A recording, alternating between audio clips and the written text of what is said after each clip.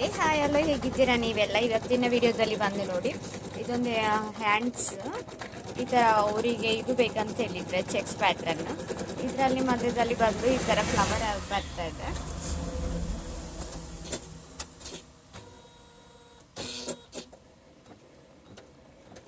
ಇದು ಮತ್ತೆ ಫಿನಿಶ್ ಆದಮೇಲೆ ಬೇಕಾದರೆ ಒಂದು ವಿಡಿಯೋ ಮಾಡಿ ಹಾಕ್ತೇನೆ.